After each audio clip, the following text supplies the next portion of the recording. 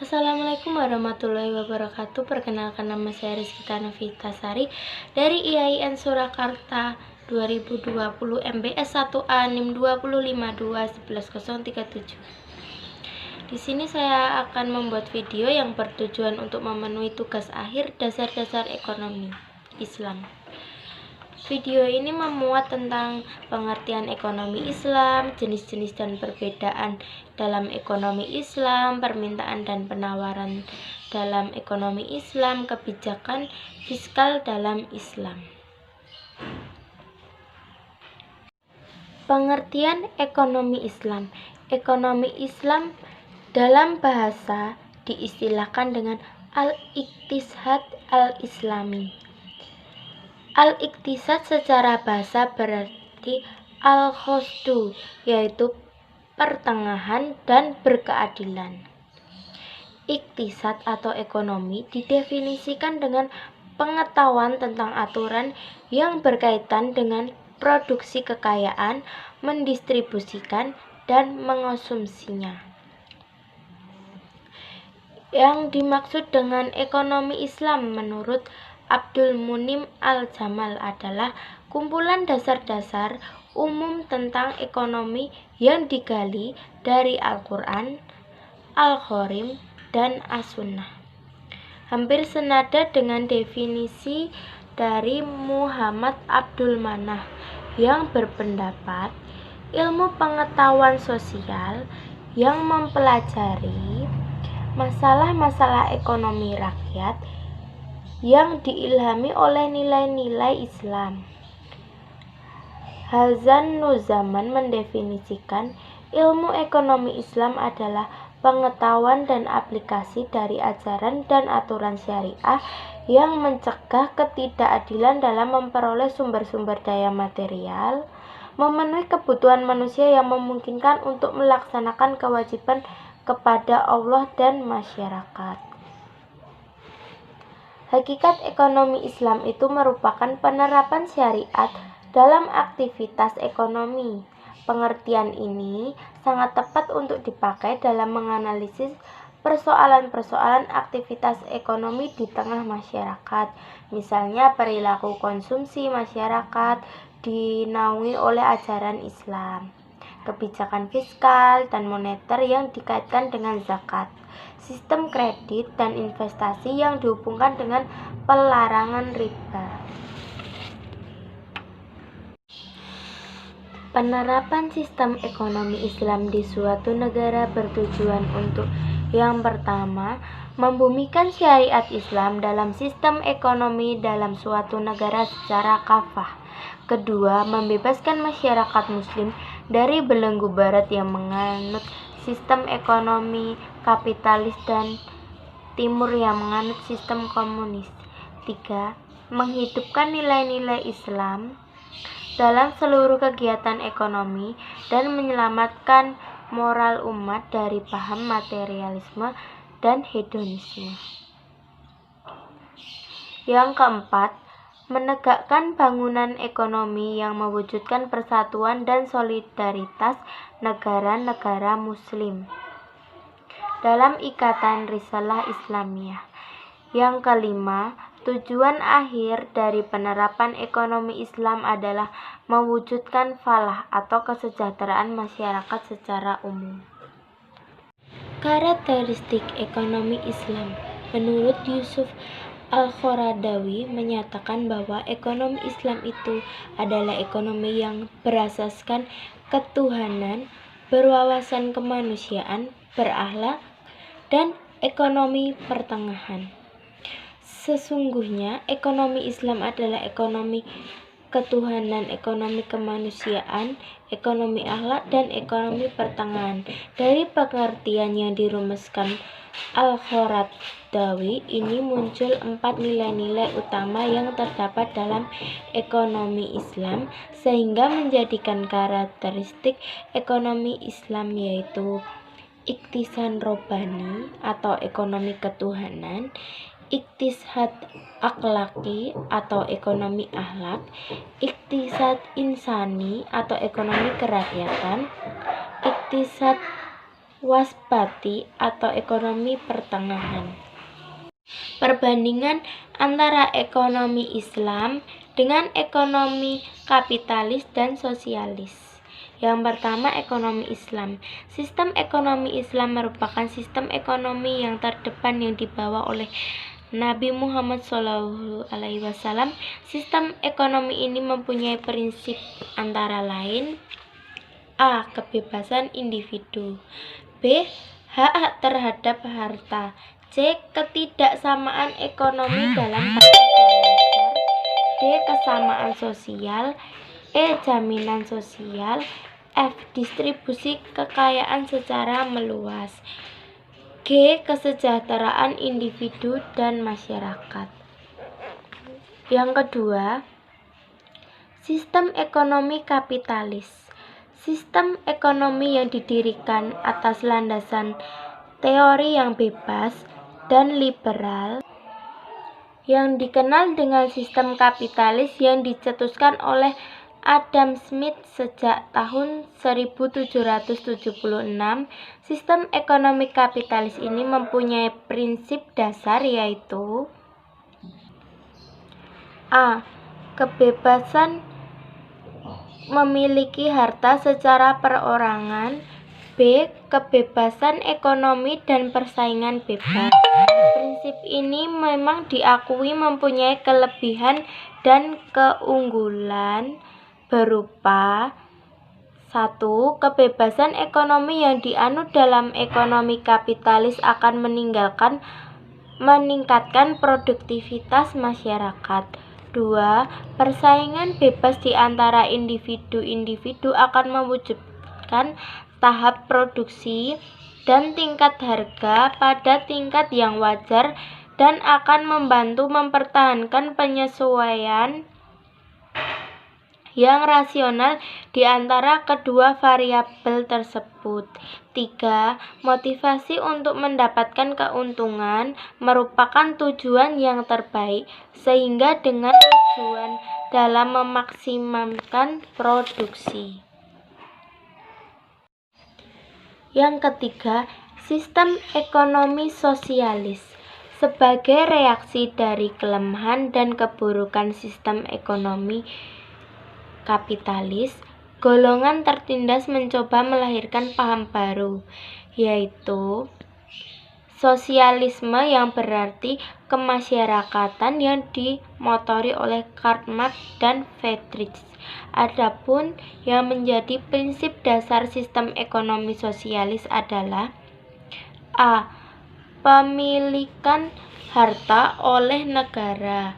B. Kesamaan ekonomi. Di samping itu, secara teori dan sistem ini, setiap warga negara disediakan kebutuhan pokoknya seperti makanan, pakaian, tempat tinggal, dan fasilitas kesehatan, dan lain-lain. Setiap individu mendapat pekerjaan, dan orang lemah serta orang cacat berada dalam pengawasan negara. Namun ternyata sistem ini justru menyengsarakan rakyat di antara slogan demi kesejahteraan bersama. Hal ini disebabkan karena: 1. Tawar-menawar sangat sulit dilakukan oleh individu yang terpaksa mengorbankan kebebasan pribadinya dan hak terhadap harta milik pribadi.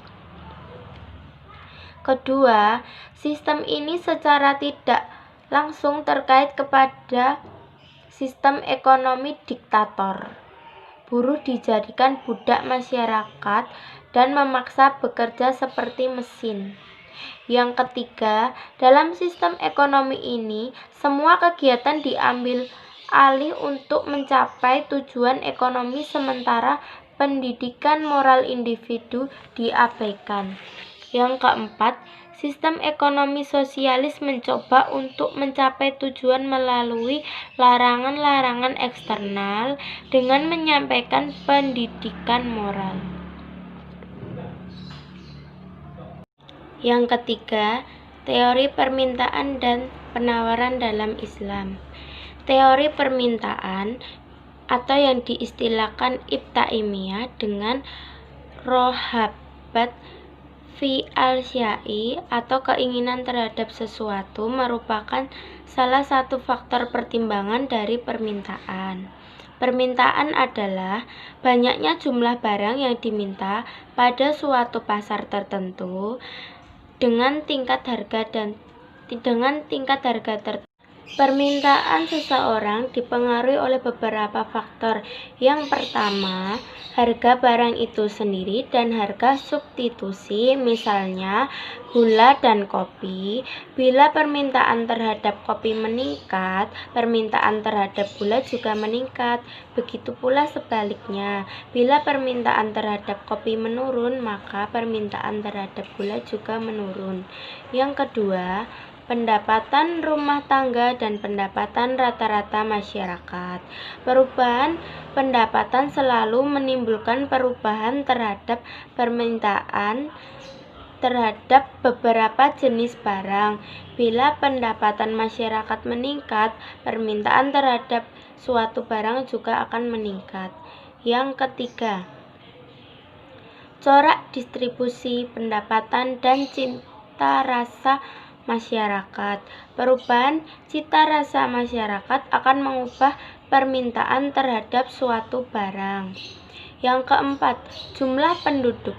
Bertambahnya jumlah penduduk akan menambah permintaan berbagai barang. Kelima, ramalan mengenai keadaan masa yang akan datang. Ramalan terhadap kenaikan harga yang akan terjadi pada masa yang akan datang akan mendorong konsumen untuk membeli suatu barang lebih banyak pada masa kini.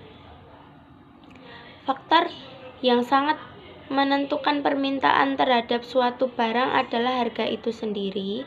Pernyataan ini menerangkan hubungan antara permintaan terhadap suatu barang dengan harga barang.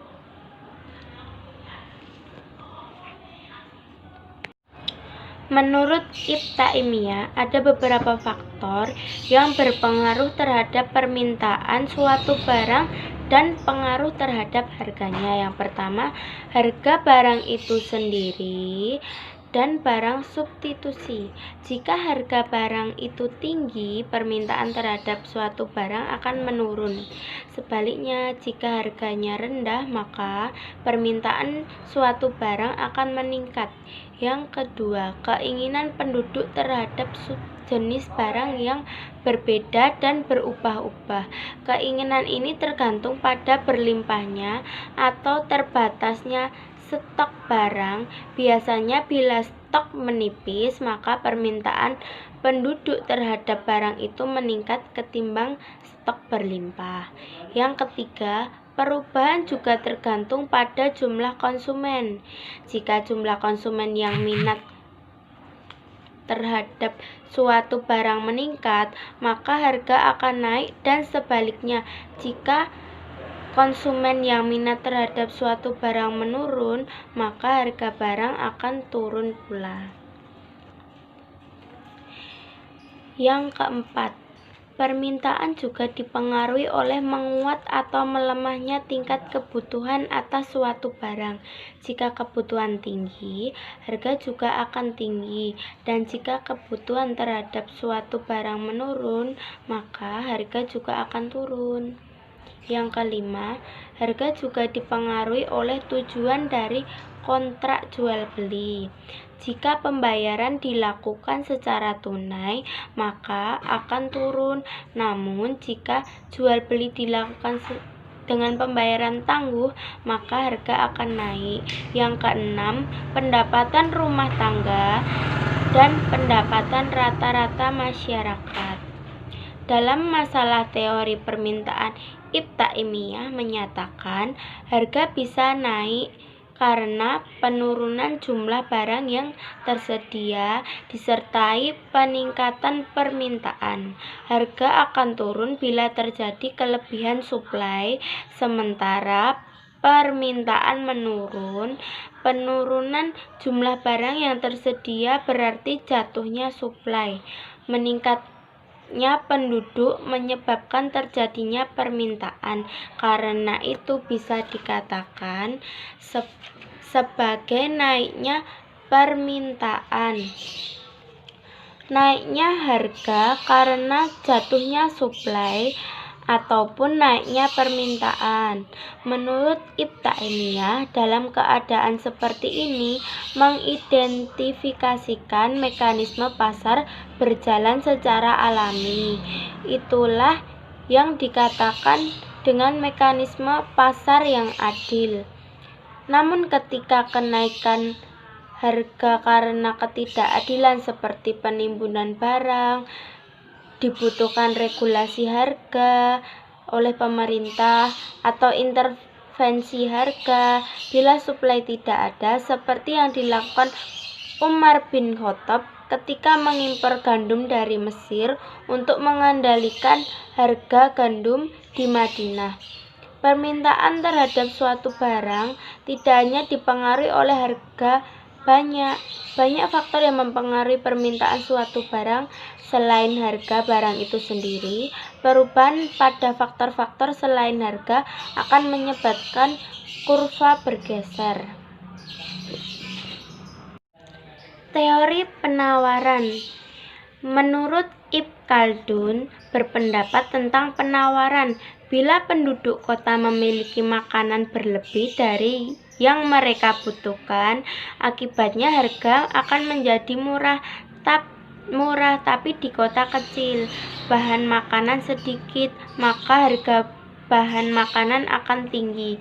Ketika barang-barang yang tersedia sedikit, harga akan naik. Namun bila jarak antar kota dekat dan aman, akan banyak barang yang diimpor sehingga ketersediaan barang akan melimpah sehingga harga akan turun. Sementara itu, menurut Al-Ghazali dalam kitab Ihya Ulumuddin, jika petani tidak mendapatkan pembeli, ia akan menjual pada harga yang lebih murah. Dan harga dapat diturunkan dengan menambah jumlah barang di pasar. Berdasarkan pandangan ini dapat dibentuk kurva penawaran yang naik dari kiri bawah ke kanan atas. Keinginan para penjual dalam menawarkan barangnya pada berbagai tingkat harga ditentukan oleh beberapa faktor, yaitu harga barang itu sendiri dan harga barang lain atau substitusi. Jika harga barang naik, penawaran akan meningkat. Sebaliknya, jika harga barang rendah, penawaran akan menurun. Yang kedua, biaya produksi. Biaya yang dikeluarkan untuk memproduksi barang dan jasa mencakup biaya tenaga kerja, bahan baku, sewa gedung, mesin, tanah, biaya administrasi, bunga, pajak, dan biaya lainnya. Secara prinsip akuntansi, yang dimaksud biaya adalah semua item yang tercantum dalam neraca rugi laba. Yang ketiga, tingkat teknologi yang digunakan. Teknologi adalah penemuan dan peningkatan teknologi yang diterapkan untuk menurunkan biaya produksi, misalnya penggunaan komputer, robot, otomatis produksi. Jika diterapkan teknologi baru mengakibatkan biaya produksi semakin rendah, maka akan meningkatkan penawaran. Begitu pula dengan penerapan sistem manajemen yang mampu mempertimbangkan efisien biaya, maka penawaran akan meningkat atau kurva penawaran akan bergeser ke kanan, yang artinya dengan harga tertentu berlaku di pasar akan lebih banyak jumlah barang yang akan ditawarkan karena biaya yang lebih rendah dalam memproduksinya. Yang keempat, jumlah penjual. Jumlah penjual memiliki dampak langsung terhadap penawaran.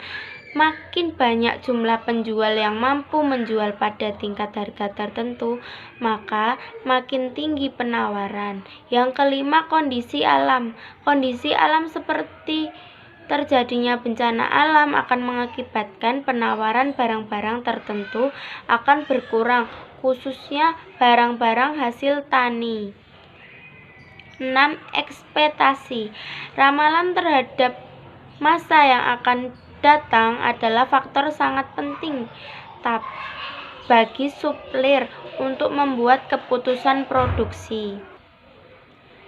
Jika diperkirakan harga barang mereka akan naik pada masa yang akan datang, mereka dapat menyimpan barang mereka beberapa hari agar dapat menjual kemudian hari, sehingga mendapat keuntungan yang lebih tinggi. Elastisitas permintaan dan penawaran. Secara umum, elastisitas adalah suatu keadaan yang menggambarkan derajat kepekaan atau respon dari jumlah barang yang diminta atau ditawarkan akibat perubahan faktor yang mempengaruhinya.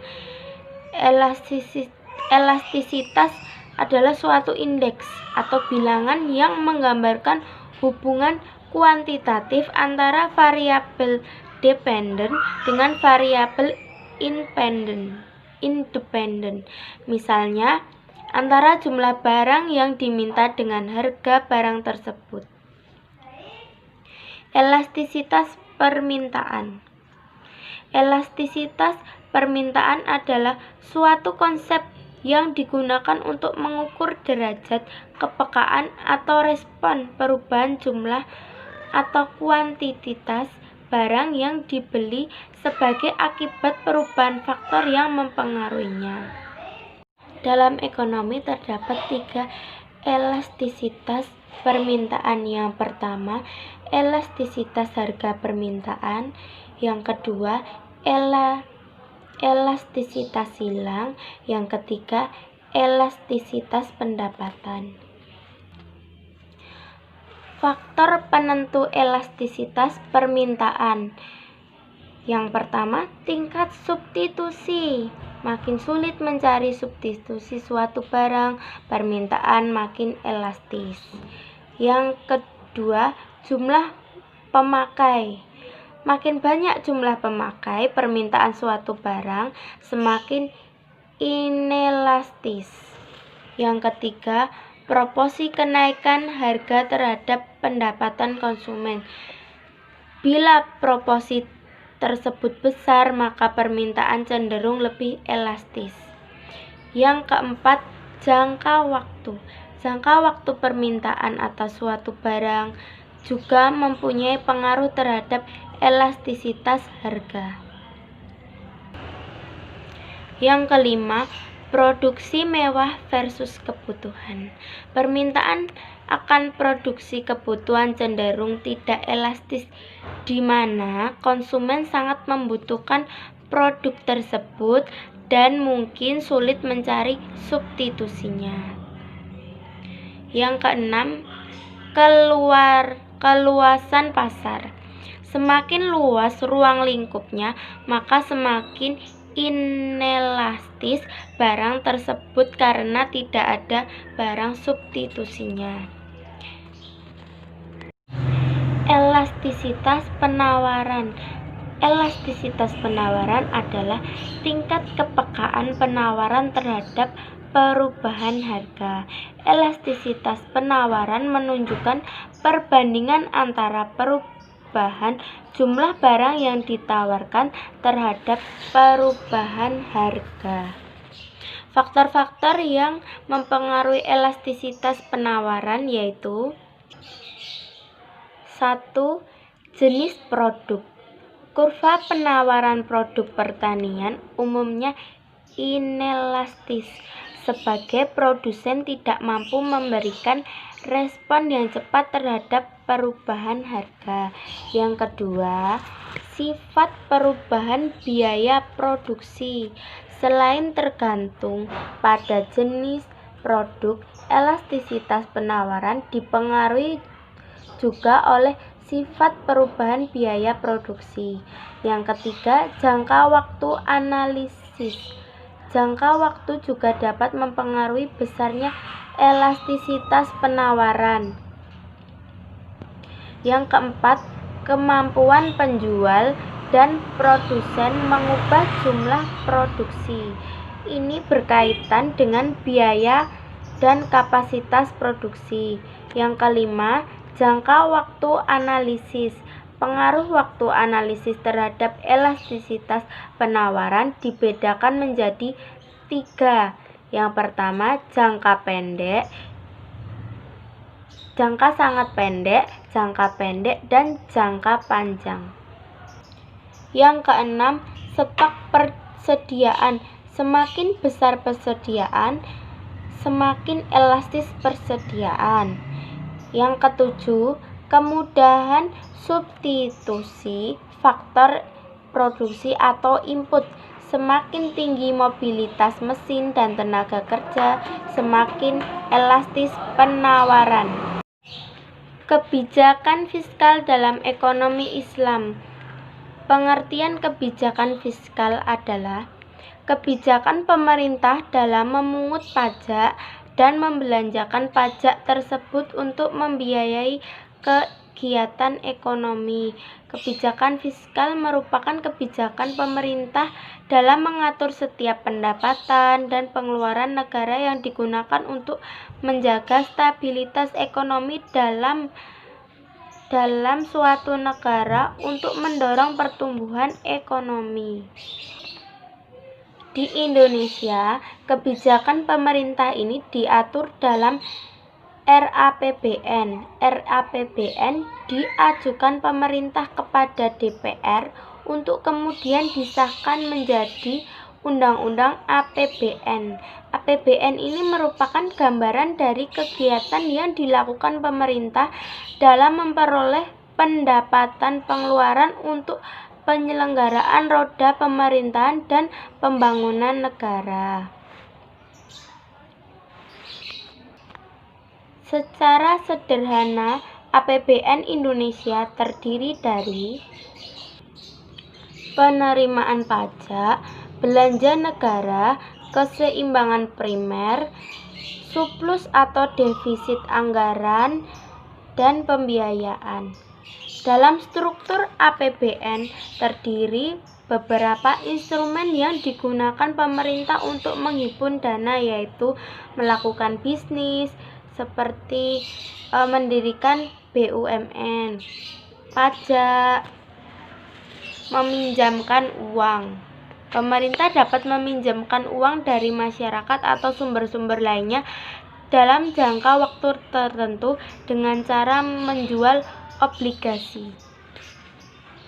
Adapun struktur APBN dalam sistem pemerintahan Islam dan instrumen yang digunakan adalah: yang pertama, pendapatan negara terdiri dari pendapatan tetap seperti zakat, kasrat, jizyah, usyur, dan pendapatan tidak tetap terdiri atas khums, infak, sedekah, wakaf, hibah,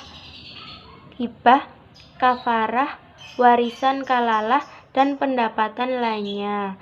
Atau dengan ungkapan lain, pendapatan negara terdiri dari zakat dan wakaf dan pajak, dan pendapatan lainnya bersumber dari pendapatan yang halal. Yang kedua, pengeluaran negara dalam sistem pemerintahan Islam digunakan untuk A. menyebarkan agama, B. pendidikan dan kebudayaan dan pengembangan ilmu pengetahuan, C. pembangunan infrastruktur, D. pembangunan armada perang dan hankam, E. menyediakan layanan kesejahteraan sosial. Prinsip-prinsip kebijakan fiskal dalam ekonomi Islam. Prinsip Islam tentang kebijakan fiskal dan anggaran belanja bertujuan untuk mengembangkan suatu masyarakat yang didasarkan atas distribusi kekayaan berimbang dengan menempatkan nilai-nilai material dan spiritual pada tingkat yang sama. Dalam kebijakan fiskal dianggap sebagai alat untuk mengatur dan mengawasi perilaku manusia yang dipengaruhi melalui insentif yang disediakan dengan meningkatkan pemasukan pemerintah. Ciri-ciri kebijakan fiskal dalam sistem ekonomi Islam adalah: pertama, pengeluaran negara dilakukan berdasarkan pendapatan sehingga jarang terjadi defisit anggaran. Kedua, sistem pajak proporsional. Pajak dalam ekonomi Islam dibebankan berdasarkan tingkat produktivitas. Yang ketiga, perhitungan zakat berdasarkan hasil keuntungan, bukan pada jumlah barang. Misalnya, perdagangan yang dikeluarkan zakatnya adalah hasil keuntungan, sehingga tidak ada pembebanan terhadap biaya produksi. Secara umum, pemasukan negara dalam perspektif ekonomi Islam adalah: yang pertama, zakat. Yang kedua, usyur. Usyur merupakan pajak yang harus dibayar oleh para pedagang muslim atau non-muslim. Secara etimologi, usyur berarti super 10.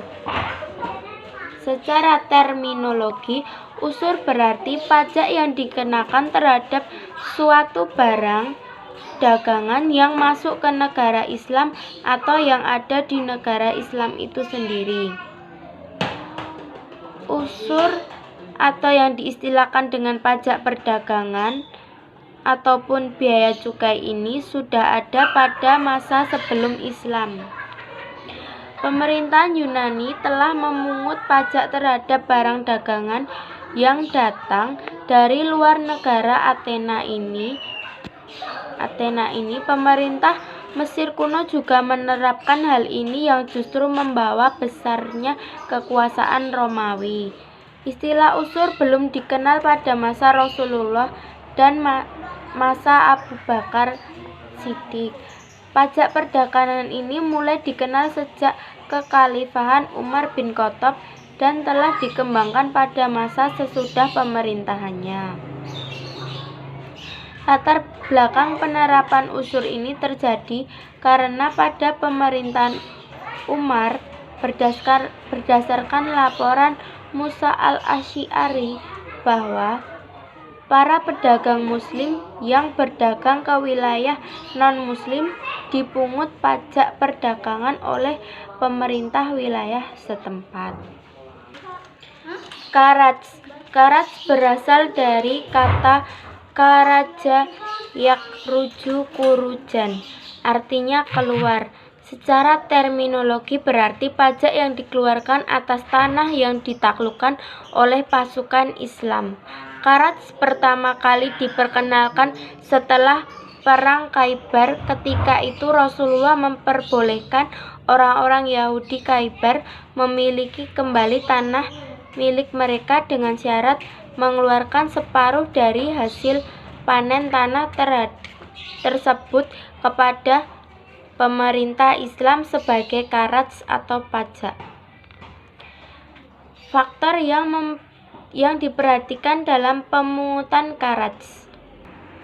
Yang pertama, karakteristik kesuburan tanah. Kedua, karakteristik jenis tanaman yang dihasilkan. Ketiga, karakteristik jenis pengairan. Abu Yusuf memberikan pertimbangan bahwa sistem irigasi yang lebih utama untuk diperhatikan dalam menetapkan tarif karaj. Cara memungut karaj ada dua. Yang pertama, karaj mukasimah atau perbandingan. Cara ini ditetapkan berdasarkan hasil tanah. Yang kedua, karaj wazifah atau tetap, yakni beban khusus yang diberikan pada lahan pertanian sebanyak hasil panen atau persatuan lahan yang kewajibannya dikenakan setelah lewat 1 tahun. Yang keempat, Jizyah. Sumber pendapatan lainnya pada masa awal Islam berupa pajak adalah jizyah. Secara bahasa jizyah berasal dari kalimat jazah yang berarti pengganti atau kompensasi atau balasan atas suatu kebaikan atau kejahatan. Secara terminologi, jizyah adalah pajak yang dikenakan kepada warga. Yang keempat, jizyah. Sumber pendapatan negara lainnya pada masa awal Islam berupa pajak yaitu jizyah. Secara terminologi, jizyah adalah pajak yang dikenakan kepada warga non-muslim sebagai imbalan untuk jaminan kehidupan yang diberikan oleh negara Islam.